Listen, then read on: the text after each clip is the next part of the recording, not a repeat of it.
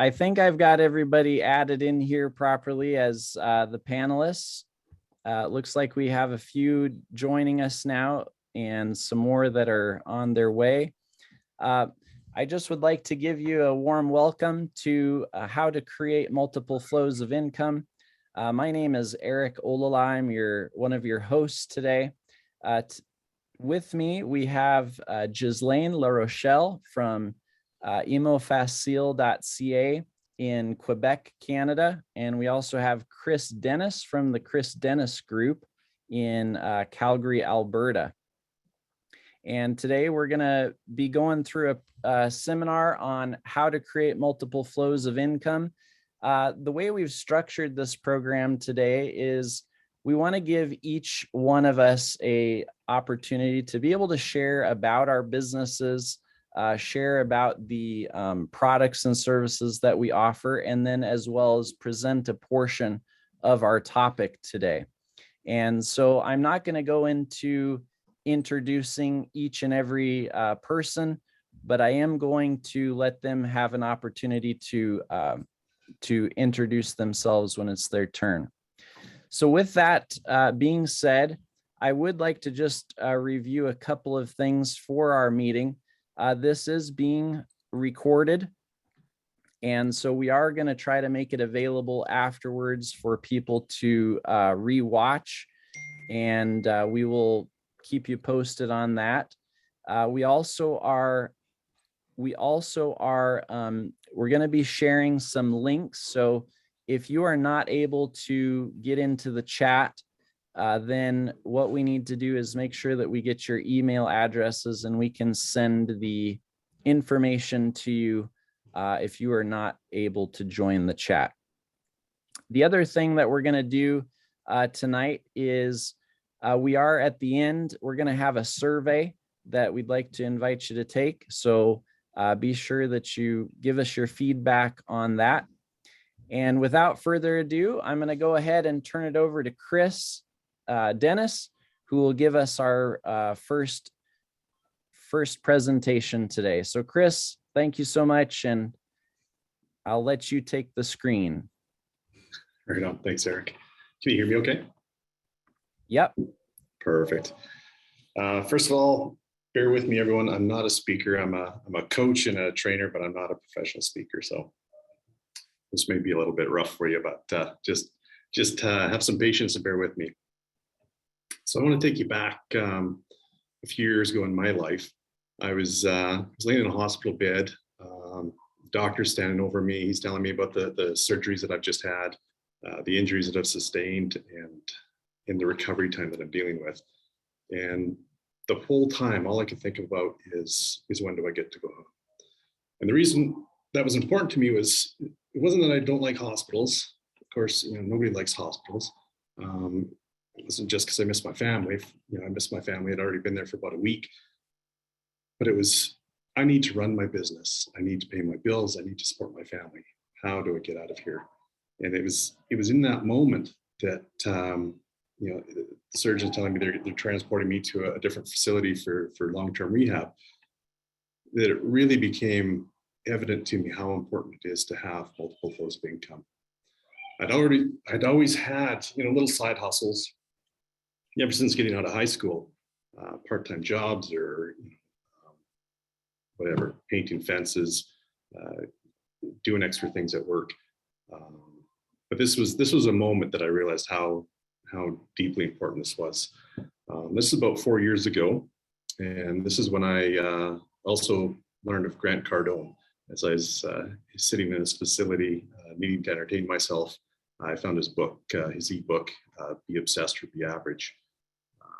Since that time, I've taken my career in a different direction. I've been in real estate for 20-some years, but I took a position with a boutique real estate company, and we've taken that from 8 agents in Calgary to almost 100, and we're expanded across Canada.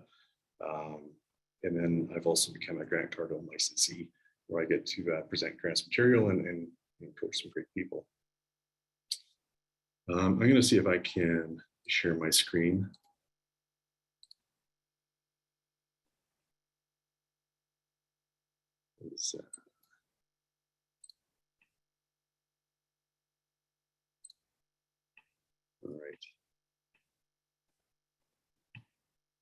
So create multiple flows of income.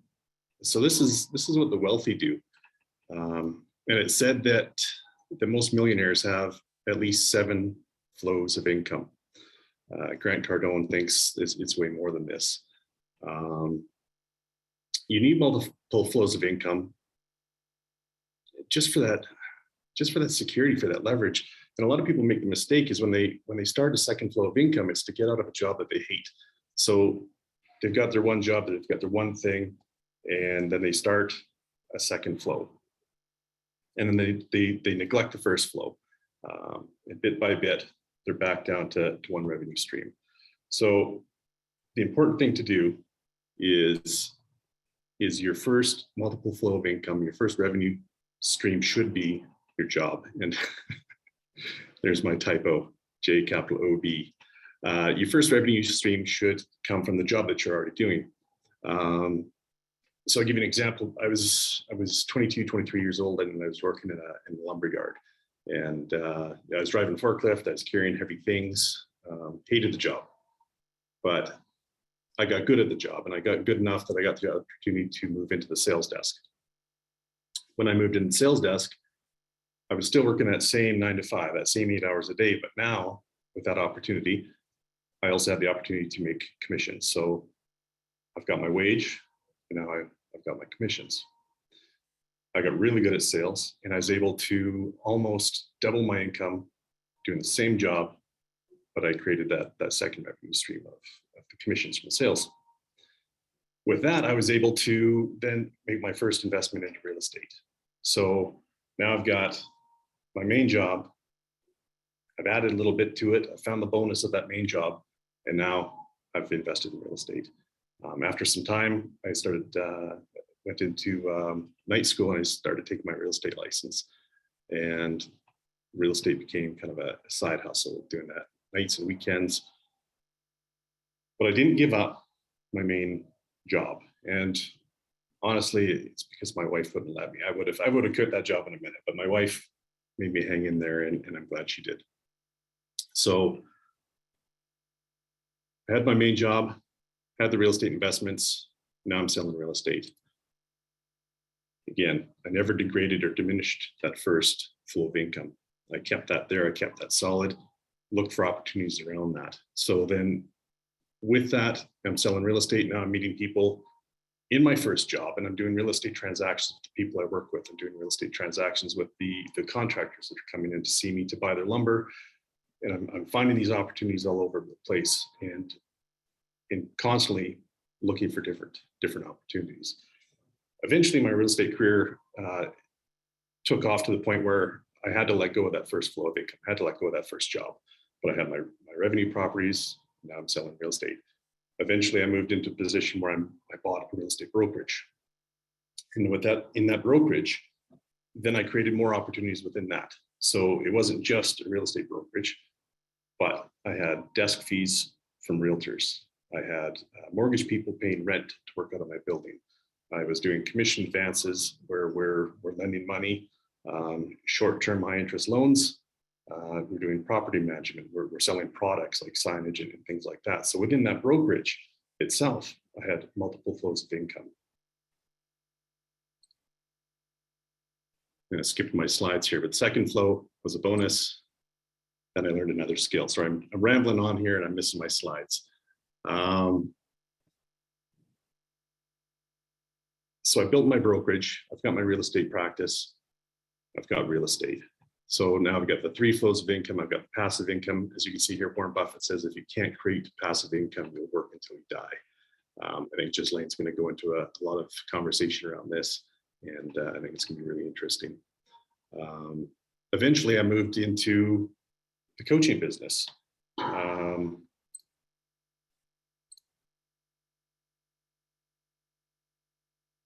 I'm going to stop sharing my slides. So from my real estate practice, then the natural evolution for me was the coaching business. So everything has been symbiotic for me. Everything has kind of flowed and melded and matched together. So I'm not trying to recreate an extra 8 hours a day. Within my real estate practice, that same amount of time, I can run my real estate company. Within that same amount of time, and I'm coaching realtors, and I'm building a coaching business like that. So I guess like many of you here, life took me by surprise 4 years ago, and I realized how important it was to have multiple flows of income. And I think these last few years have really taught us that as well, with pandemics and all the uncertainty. So whether it's economic situations or health or illness or injury or anything like that, I think it's really, really important to find a way to create multiple flows of income. So look at where you're at today. Look at the job you're doing and see what opportunities are currently in that role that you're doing. So I don't know whether you're a contractor or a plumber or a hairstylist, there's opportunities where you're at right now that you can create some extra income without giving up that first opportunity and then build from there. I just want to invite you guys, if I've got a free ebook that you'd like to if you'd like to download it, it's Grant Cardone's ebook, 20 Rules for Closing the Deal. And just go to 60secondstosales.com, and I can throw that in the chat there. And from there, I'm just going to throw it back to Eric.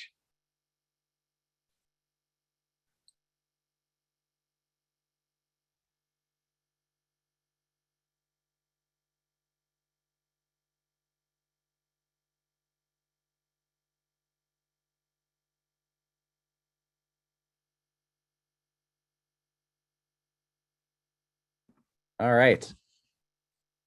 So thank you, Chris, for sharing about that. Yeah, I'd like to go ahead and share a little bit of the journey that I've been on in for multiple flows of income. For those of you who may not know me, I've been in pastoral ministry and nonprofit administration for the last 20 years. Actually 21 years, since 2001. And so the journey that I've had has kind of been an interesting one, because I've had a lot of different experience in a variety of different contexts within that nonprofit journey. And prior to that, most of my family, my dad on my dad's side, my dad and grandfather had their own business. My uncle had his own business, and then my grandfather on my mother's side was a dryland wheat farmer. So I've always been around business, even since growing up, and I've been around people that have started their own businesses. When I was in university, I started my own business as well. So I have that business background, but going into the ministry really was a shift of mindset for me, because I then became an employee on a salary. And up until just actually April of this year, I've been an employee in that context. And one of the things that it did to me was that when you have a salary coming, even though you may have had a background in business and entrepreneurship, when you have a regular salary coming in, you start to get used to that, and you start to feel comfortable, and you start to feel safe, and you start to feel like what's coming, and there is a very nice feeling about that. There is a very nice comfort level, and a lot of people really enjoy having that level of security. However, in my journey, what happened to me was I went through a period of time where I went through some difficulties, and in that journey, there was a real possibility for me to actually lose my job. And when I went through that, it was around 2015 when I went through that experience. I realized that my quote safe salary position really was not so safe and secure, because I knew that it could be taken away in an instant. And if it was taken away, I had nothing. Like, I had no other source of income. And when you go down the path that I was going down, which is very specialized into ministry, you soon realize when you are looking at like, what other kinds of jobs can I get? When you go out into the marketplace, the first thing people say is they're like, well, what's your background? You're like, oh, well, I was doing this. I was a pastor. And they're like, oh, well, you know, we can't use you. And so you start to get this feeling like, oh my goodness, like I don't even have anything that I can take to the marketplace. So if I lose a job that has my safe and secure monthly income, and then I go to the marketplace and I'm getting feedback that says, well, what do you have to offer to the marketplace? It really began in my journey a real heart search of what is it that I need to do? How do I need to recreate myself in such a way so that I could become uh, valuable to the marketplace, and that I could actually communicate that to people and they would actually see that kind of value. And so I started that journey. And I started reading books. I started attending seminars. I started interviewing people, calling people. I started doing research on pastors that had lost their jobs and needed to go into another field. What did they do? And I discovered a lot of really helpful, insightful information. I realized as I was going through that I actually do have a lot of transferable skills. It's just that most people don't know what those are. I know what they are. And so I have to go through this hard work of remarketing myself and creating a new way of pitching myself, of selling myself to the marketplace so that people would actually see the value of that. And that's been a long journey. And so I started to do that. I started to start looking at ways that I could be more creative. So in my context, so like I said, I had been a pastor. So I started looking for ways within my current organization that I could gain other skills. So I knew that I had communication skills. I mean, that's a fundamental aspect of being a pastor. So I applied for a administrative communication director position, and lo and behold, I got it. And with that, I became a assistant to the president of one of the organizations. And then I became, I ended up having to deal with IT. And I just started learning more and more stuff in a variety of different fields. And the last position that I was in, I actually was the communication, IT, and media director for an organization that had 102 subsidiaries. So the role that I played in that was overseeing the communication, IT, and media for the whole organization. And that was just a wealth of information for being able to see behind the scenes, the different entities. We had churches, we had schools, we had a bookstore, we had a camp, we had an admin office, and behind the scenes, you get to see the different setups and stuff and requirements. And so that was all just feeding my skill level, my understanding level, and the context of which that I could share with other people. And so I've leveraged that now into coaching. And so the idea is with your wherever you are at in your journey, the idea is that we need to take a step back and look at, is a salary really the safest thing? And as we've been learning in the Grant Cardone 10X licensee program, That is really the least safe that you could ever be, is having a salaried position. Because even though you don't think that salary is based upon sales, all salaried positions, whether you are an IT director, whether you are a front desk worker, a secretary, or whether you are the some other type of quote non-sales job, if you are in an organization that is not producing, it is not generating revenue, it is not growing, it is not able to pay its bills, then you don't have a job. So your job, even though it's directly not maybe a sales job, it is very much dependent upon the success of that organization. So in a nonprofit organization where I was at, people don't really think like this because, well,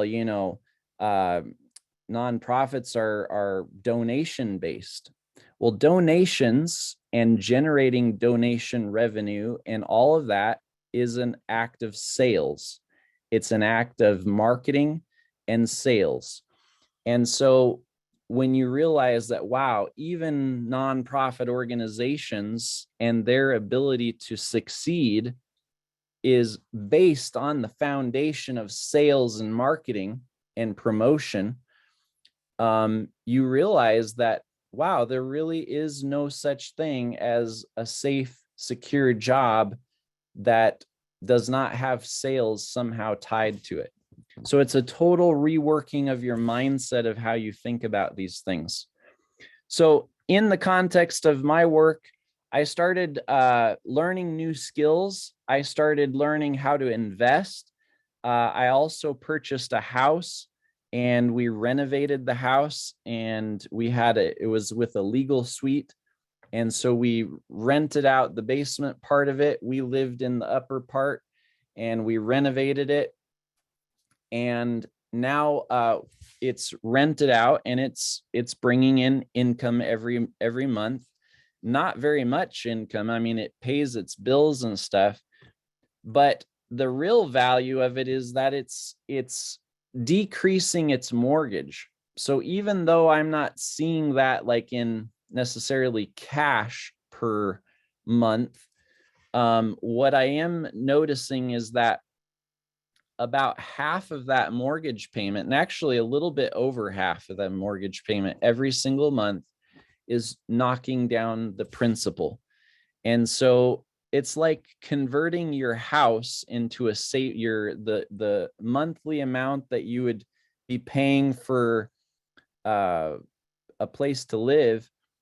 It's like converting it to a savings account. I could never be saving, half the amount of my mortgage before in a savings account. It just was not possible. But looking at it from an investment perspective, I was able to do that.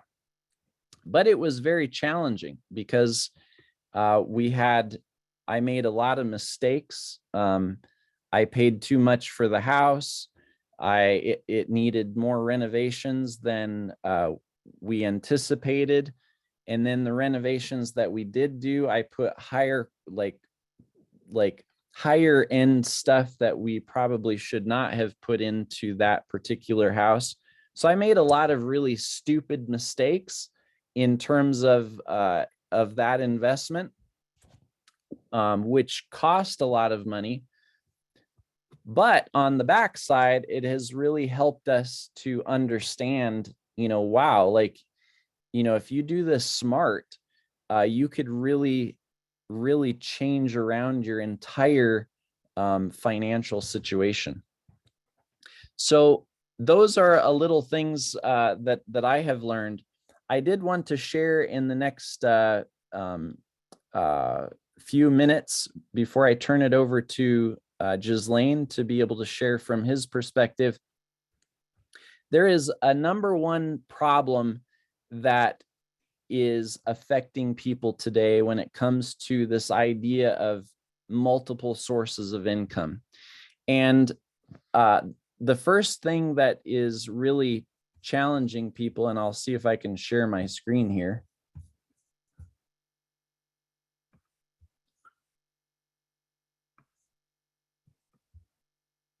Get my PDF up here.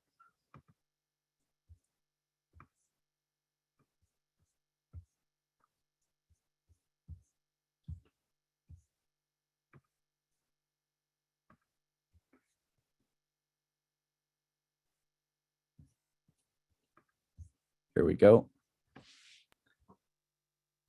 I hope you guys can see this. There's a couple of things that have to be done for you for being able to add multiple streams of income. And the very first thing that people have to deal with is their mental blocks. And I realized for myself, even though I didn't think I had them, I realized that yes, I do have them. And the number one mental block that people have to deal with money is that realizing that money is not evil. Money is actually neutral. Money can be used in evil ways, but money can also be used in good ways. And so it is not evil. Money is not evil. Money is a tool. Money can be used in any way that you want. The other thing that you need to realize about money is that money really boils down to choices. With money, you have lots of choices. Without money, you have very limited choices on what you can do. I've been discovering this just even in the context of creating a business, is that when I have money that I can work with, then I am able to do a whole lot more with the business that I'm working with. I can offer more value. I can create new opportunities when I have money. If I'm broke, I'm just barely scraping by, then I'm barely able to even get the tools that I need just to do the bare basics of the business. So understanding that money is not evil and that money actually creates choices for you are really key important factors to being able to overcome this idea of the roadblocks that prevent people from being able to make additional sources of income. The other thing that I found that has been a learning curve for me is one of the reasons that you're stuck is having been taught by broke people about money. And what is very interesting about this is that, there's certain people in my life that I know that they're broke. And so, yeah, it makes sense. But what I didn't realize is that there were people in my life that were actually millionaires that their philosophy of money was a broke person's philosophy of money. They had the poor or the middle class mindset. And that mindset, that philosophy, is actually a block to being able to have success and financial freedom. So there's a couple of big lies that we've all been told. One of those big lies is that you can save yourself to financial freedom. And I will share with you that I have seen this, like this for right now, like this for me this is speaking to me so personally because I just got the package from shifting from employment now I'm a business owner. I just received the package last week that explains how much money was in my retirement account because I have to transfer that out. And I have to tell you, for 20 years of working in the industry that I was at, when I saw that, I was like, wow, I am so glad that I'm making the choices now to go this route, because the amount of money that is in my retirement fund to be transferred, I made twice that in 1 month investing in cryptocurrency last year. And so I've been working for 20 years, and this is what I have to show for it. I would be devastated if I was 65 and I retired and I got this package. I would be like, oh my goodness. It would be a panic. So the very first thing that you need to realize is it is a lie. You cannot save yourself to financial freedom. It is an impossibility. So how is it that you're going to change today? The first thing that you have to do is take 100% complete accountability and responsibility for your actions. What started to change for me was when I started to think that I have to be the one that controls the outcome of my finances. I cannot leave it to my employer. I cannot leave it to some financial fund that I don't even have control over. I cannot leave anything that has to do with my future in the hands of other people. I have to take responsibility for myself and for my ability to get ahead. And when I made that decision, that is when I started to get really serious about making changes. And let me tell you, it's scary. Like, I'm scared about some of the stuff that I'm facing and that I'm going through and doing. But at least I know that at this particular stage, like, I am doing what I know that I need to do to be able to change the outcome of that. So your number one enemy to increasing income is procrastination. I procrastinated for 15 years under the false safety of a income, a regular salary. I procrastinated from doing the hard work, taking the risk to take control of my financial life.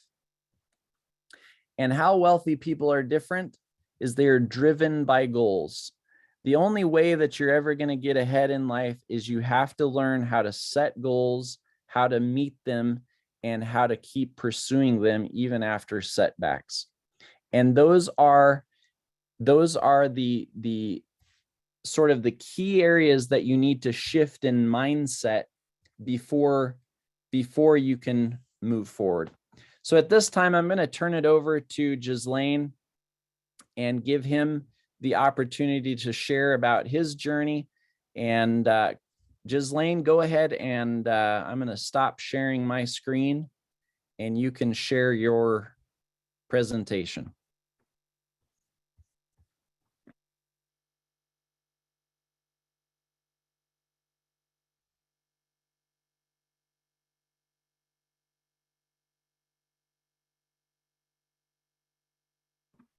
Are you there?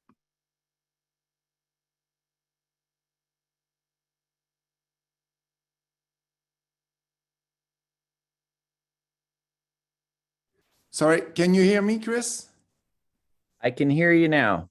Okay, could you put my camera on, please? I don't have the control. You control it.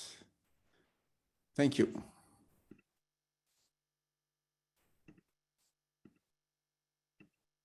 Okay, thank you. So everything is okay. So now what I want to talk to you about real estate, multiple flows of income with real estate. My name is Ghislain Larochelle. I'm the president of imofacil.ca. We are a company, we specialize into training of real estate. I'm an engineer. I was a manager in a factory, 225 employees, 8 foremen.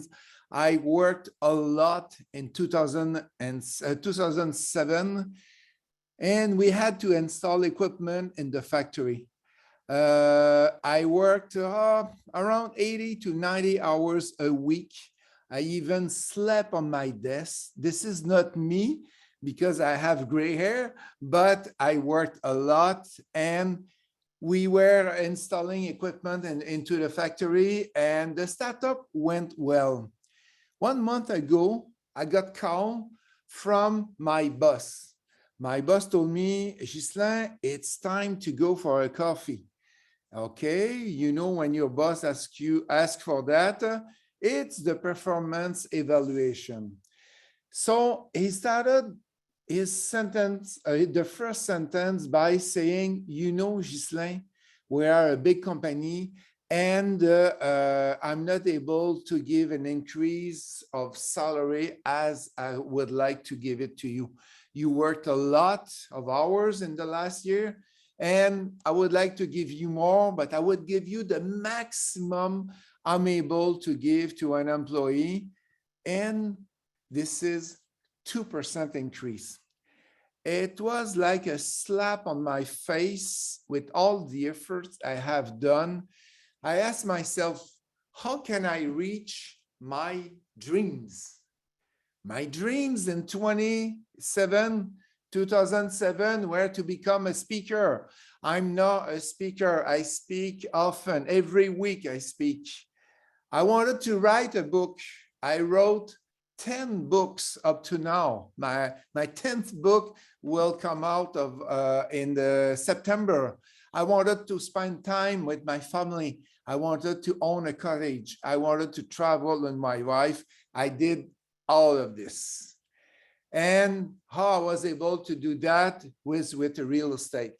How to get multiple flows of income. I just want to show you my first flip. You will see that's a kind of a flip you don't want to have.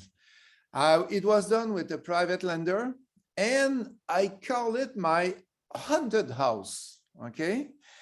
This is the front of the house, okay? You can't see the house and I was not even able to take a picture between the branches of the house. This is the backyard, okay? There was 44 dogs into this house in the backyard. It was amazing. Have a look inside now. You see the bath, you see the toilet, you see the living room, the bedroom, sorry. It was full of stuff. The couple were not able to sleep into the bedroom because there was too much stuff. They had to sleep at night on the couch because of that. So it was a very hard flip to do. And what I decided to do is just empty the house. We have gathered stuff to fill 40 feet containers. We had 3. It's almost like a full semi-truck trailer. It's very big, 40 feet containers. So I made 30,000 of profit only by cleaning the house. So this was my first flip. Now you have to decide, what do you want to do? Do you want to do flip? Flip is you buy, you fix, and you resell, or you buy and you resell. And the important word is fast. You have to do it fast. The second thing I will talk to you about is multi-unit building. I will talk to you about cottage rental. I will talk to you about group investment at the same time, okay? So let's start. Flip, this is 2 flips that were done in the area of Montreal. You see at the left here, and you see here how nice it is. When you have a look on this part here, just give me a 2. When you have a look on this part here, this is very bad. Okay, there was water coming from the ceiling, and this is brand new. So that's what you have to do with flip. You take something that is very bad and you put it like new. But to do that, you have to look for deals. You have to love looking for deals. You have certainly to manage renovation, very important. And often you have to work with very small delays and you will make a lot of profits. I can tell you, you make a lot of profit by doing flip. The profit is minimum 25,000, but presently with what we have with the pandemic, it's more than 40,000.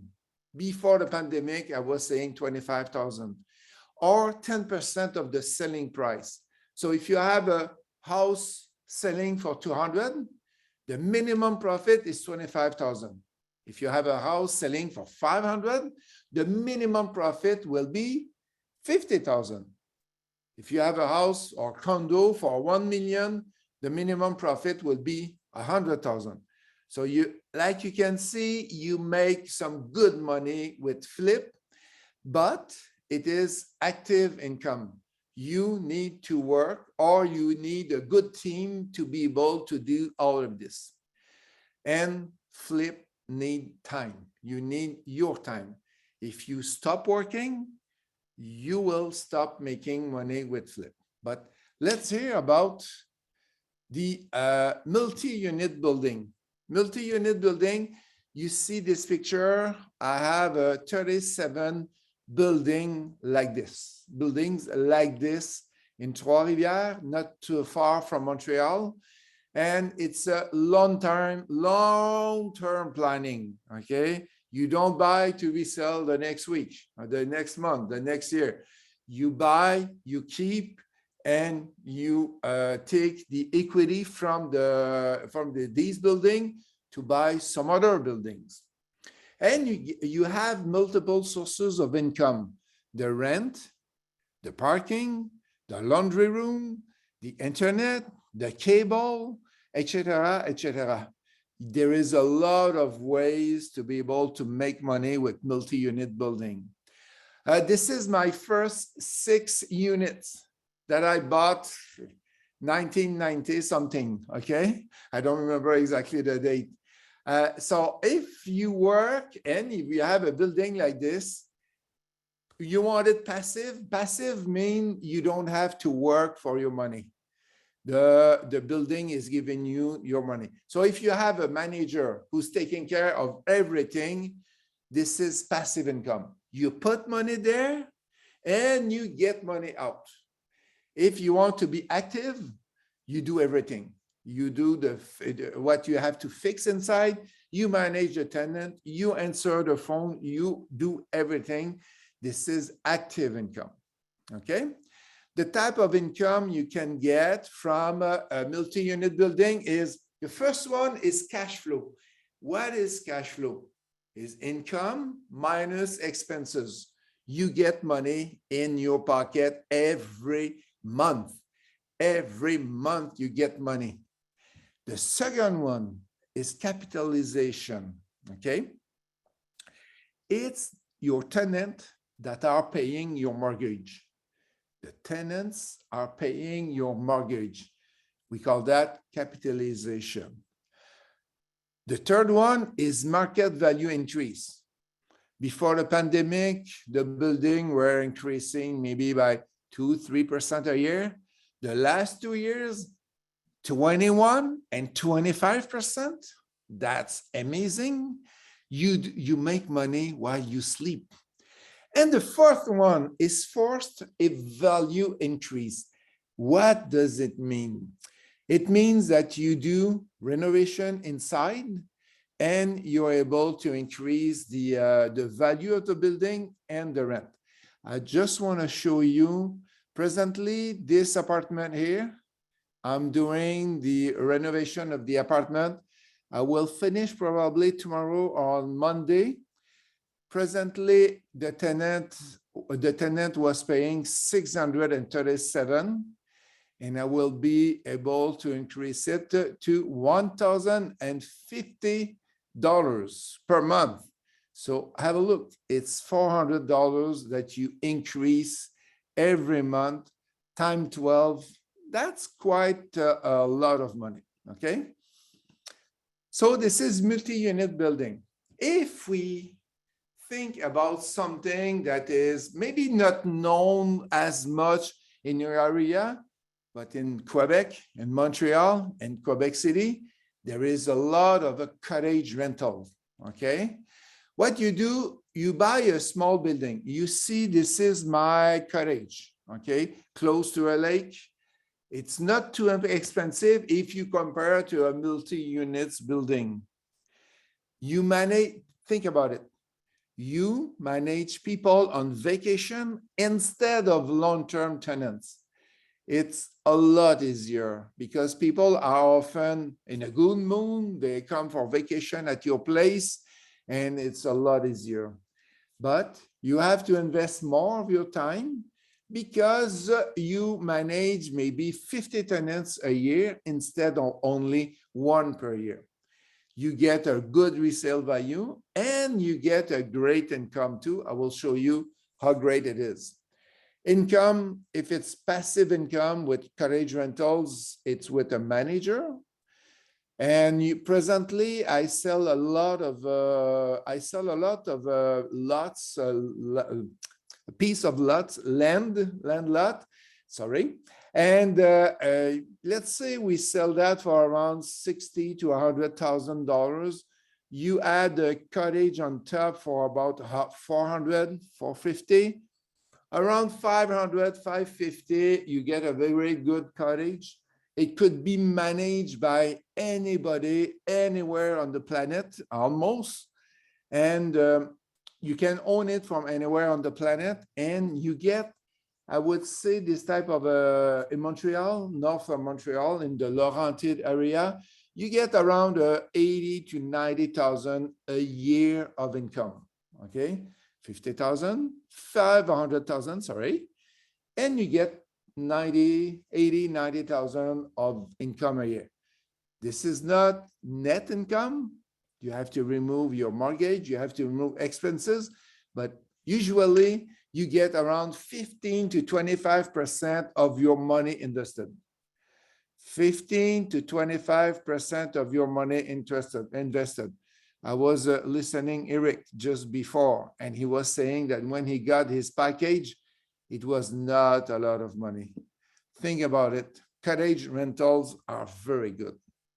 Another way to do a real estate investment is group investment, okay? Here you see two of my buildings. I would not say my buildings. I would say in the next month, they will be my buildings, okay? In group investment, you no need to invest your time. The promoters are doing the work for you. Usually, this is done with multi-units building. You get your profit quarterly or monthly. This is an example of my project that I will close with some partners in the next month about. This is 6 times 16 units. It's a 96 brand new units. It's full rented. And my partners, my partners with me will get their money every month. They will get an ROI of a certain percentage. I don't want to tell you here, but they will get that. So this is a group investment, and the building could be anywhere on the planet. It doesn't matter. You bring money, you buy the unit, and usually between 3 to 5 years, you get your money back and you stay for the whole life of the building inside the group. So think about it. You put 100,000 down, 100,000 down. In 3 to 5 years, you get your money back. And after that, even if you don't have any money in the deal, you keep receiving money every month, every month, every month, every month. So this is what we call a group investment. Now, how can you get the money to increase your flows of income, your sources of income? The banks. I use a lot of banks, okay? The equity from my house, the equity from my 6-unit building, the equity from my cottage, the equity from anything I want, okay? Partnerships. I do partnerships. Why? Because it's easy to finance, because you are a lot of people instead of just one, and you can buy bigger when you're in a big group. You can use private lender too, but there is some very good private lenders that can help you. And I work a lot with them. Love money. You have friends, you have people of your family that want to invest with you. That's what we call love money. I started with my first deal with love money. You can use your RRSP to invest in real estate. You can do also a vendor take back. What is that? Is a vendor is selling his building and he's giving you a part of the money for the down payment. Not giving you, lending you the money for the down payment. Okay, this is what we call a vendor take back. Now, are you ready to take the next step to create multiple flows of income with real estate? What I want to give you tonight, it's a special ebook. It's an ebook from Grant Cardone, and it's an ebook that I love. Why? Because it's about follow-up. I will put the link. Just a moment. I will put the link.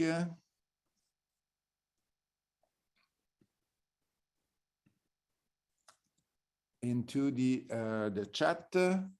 Yeah, okay. The book will be, you will be able with the book to do better follow-up. If you want to buy real estate, how to follow up with the seller. If you want to sell real estate, how to follow up with the vendor.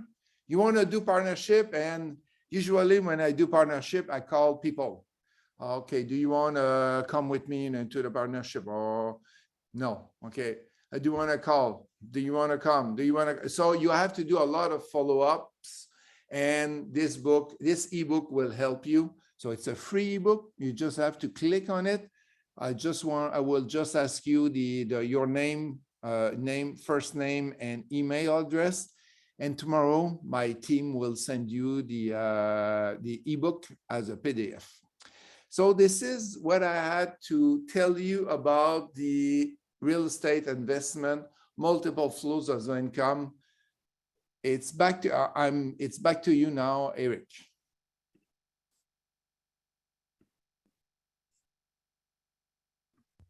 All right, thank you so much. Let me get my video on here.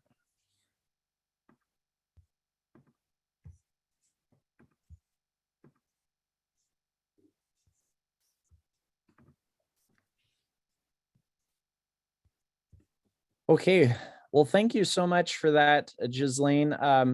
We wanted to take this opportunity over the next few minutes to be able to just share a little bit about some of the things that we're offering overall.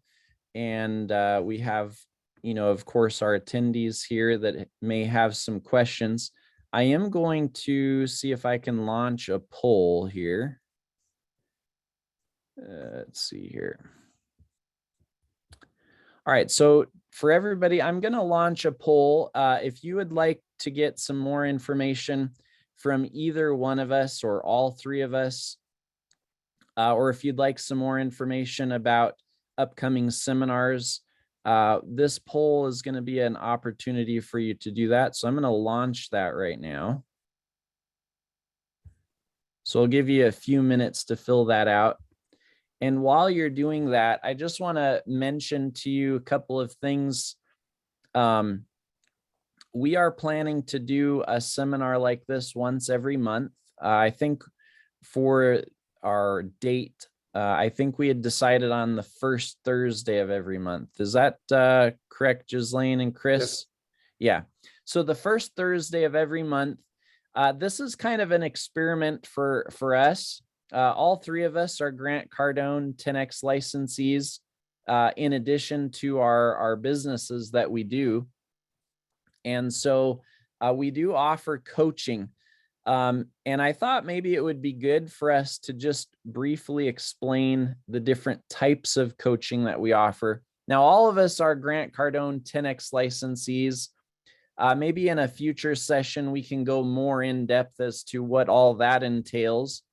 But I would say from my side, the thing that I really help I target small to medium sized enterprises, and then I can also help startup businesses. But the area of expertise that I have is IT infrastructure, communication, marketing, and then leadership and management, and getting your sales, your marketing, your communication, IT infrastructure, and your leadership all working symbiotically together and moving your organization forward. That's kind of a specialty that I focus on. Ghislaine and Chris, maybe you could share a little bit about, the unique focus that you guys have for coaching.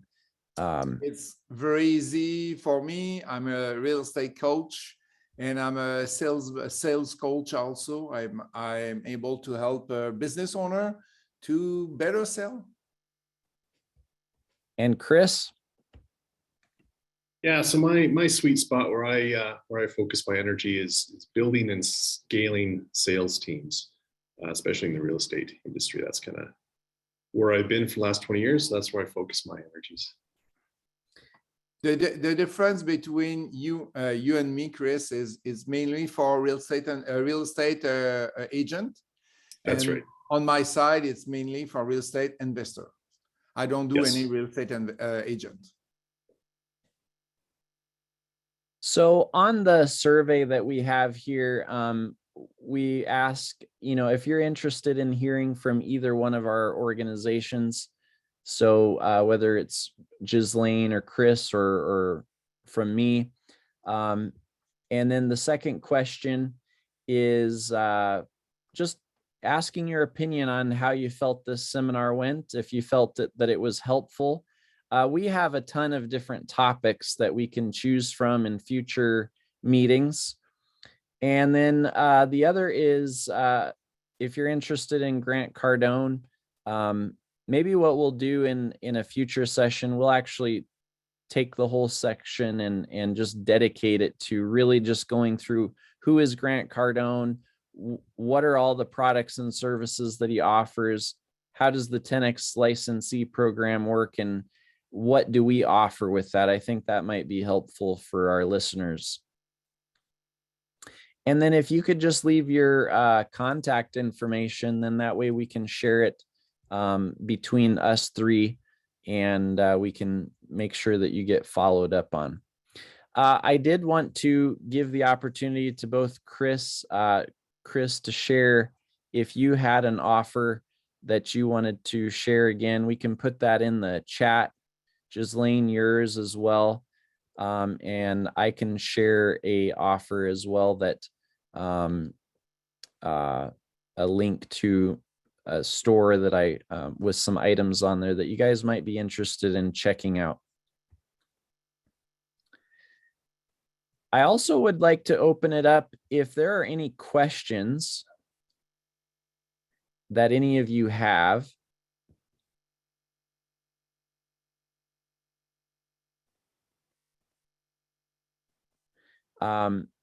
Please feel free to ask them, raise your hand. I think I can allow you to talk. Yes, I can. If you guys raise your hand, if any of you have any questions, I can turn on your mic here. Anybody have any questions about any of the presentations? Okay, we have a question for Ghislaine. This is Eric. All right, I'm going to allow you to talk, Eric. Go ahead. Your mic is off, Eric.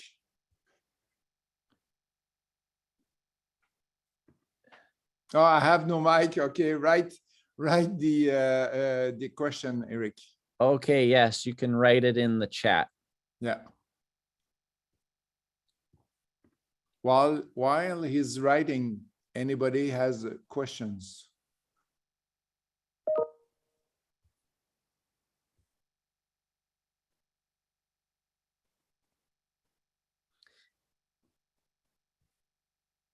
What would be the best investment for the quickest ROI?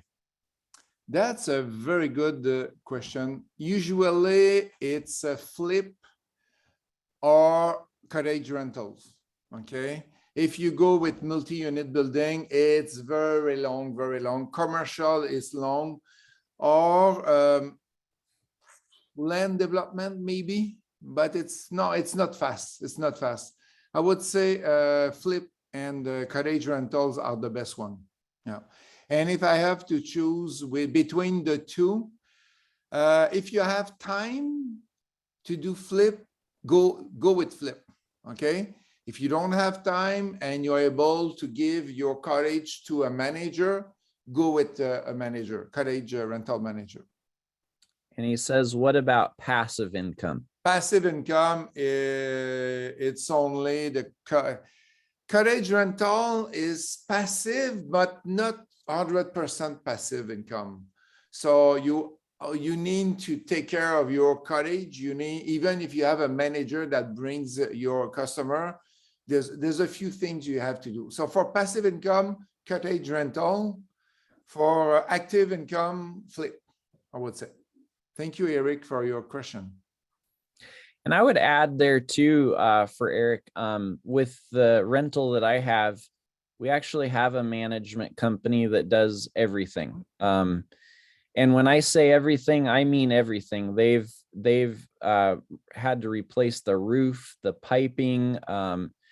They deal with bad tenants. We had one tenant that vandalized the place, and they actually not only fixed the property, but they also they represented me in court because I took the people to court.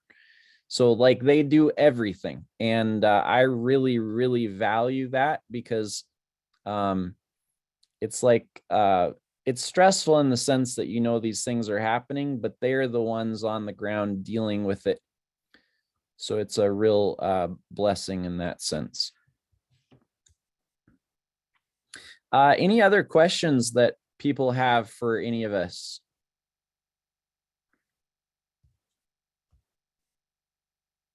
Oh, we've got Michelle. Okay, Michelle, go ahead and you can talk.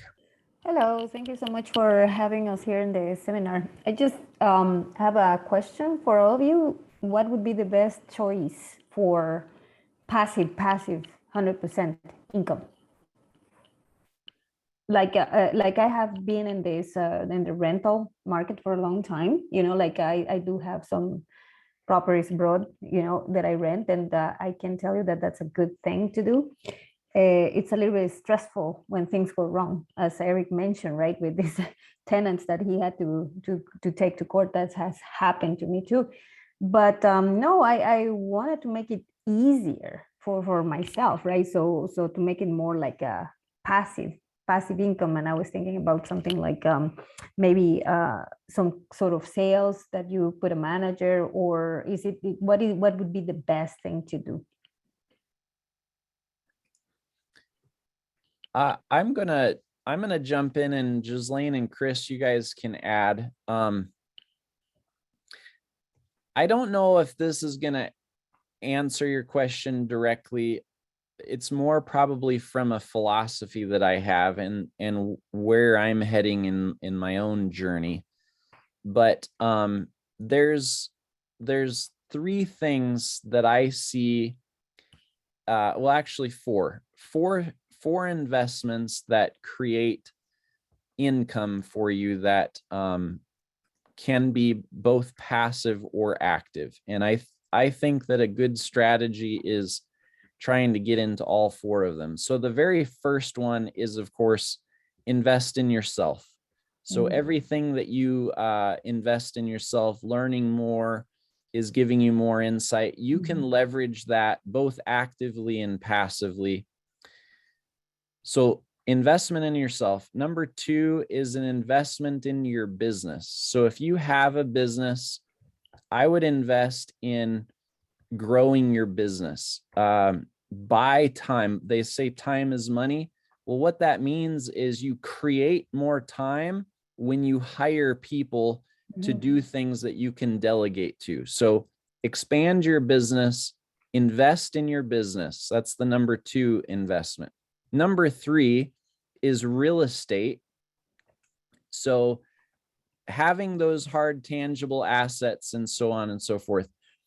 I just got an email today from Grant Cardone, and he was highlighting that the top tech companies, so Google, Facebook, Apple, all those companies, over the last 2 months, 2 or 3 months, they Netflix and Amazon was included in there.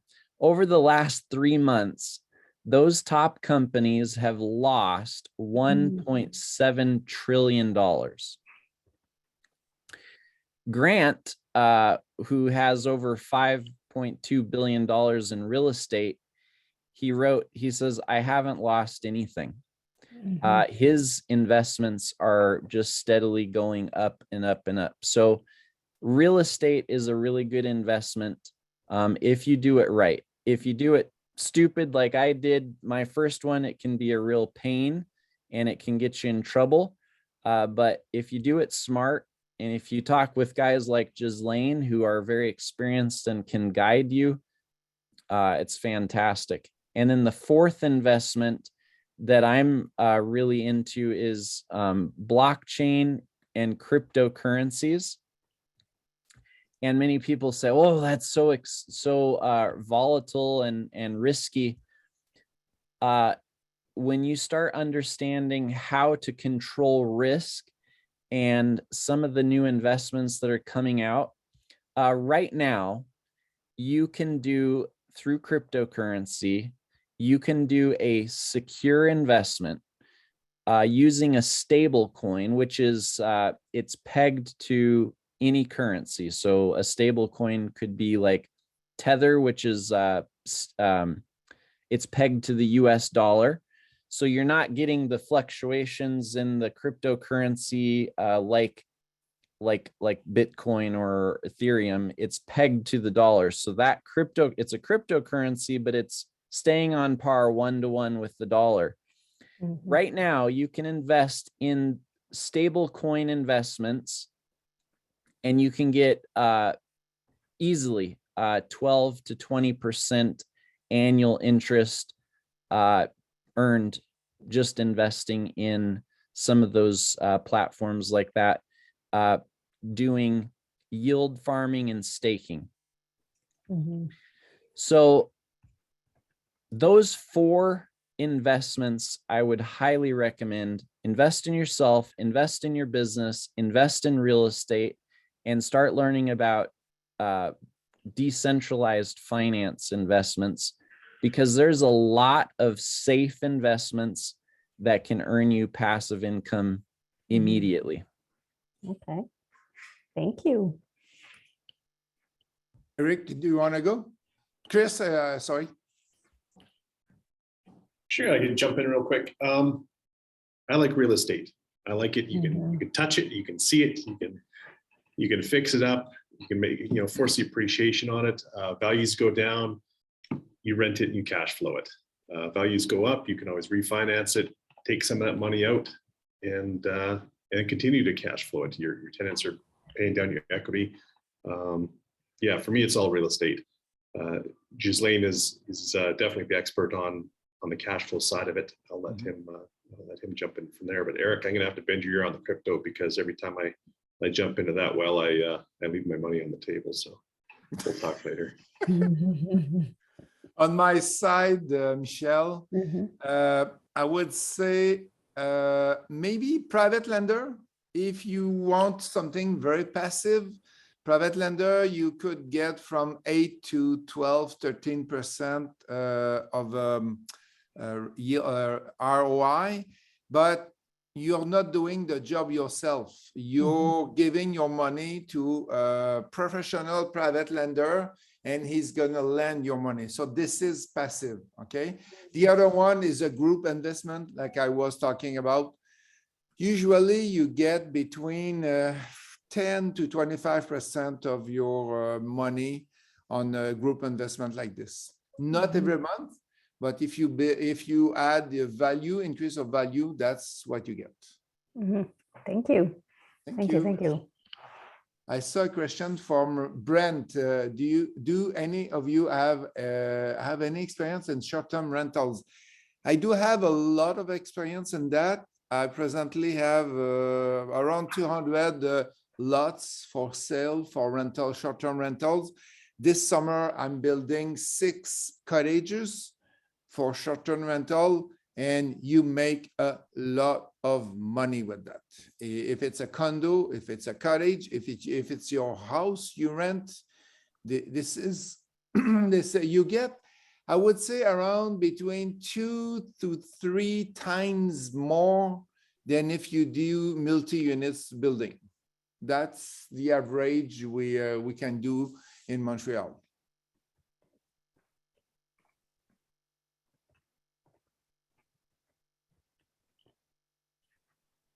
Oops, I'm muted. That's very interesting, Ghislaine.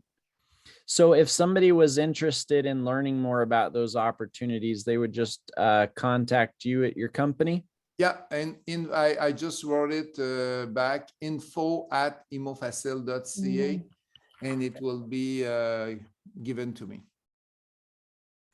Okay, and I'm going to go ahead and end the poll. So if anybody, so hopefully we've got everybody answered that so they can, and then we will reach out to you from our respective organizations. So it looks like our time, we've gone over a little bit. But I just want to take the opportunity to thank Chris and Ghislaine. Thank you guys for being on here. I've enjoyed this time with you, and I'm looking forward to our next session, which will be next month, the first Thursday of next month. We will send out invitations and stuff to those of you who've attended this seminar. We also would like to say thank you for all of the attendees. Thanks for joining us. We really appreciate you coming out and spending this time with us. We hope that it was helpful for you.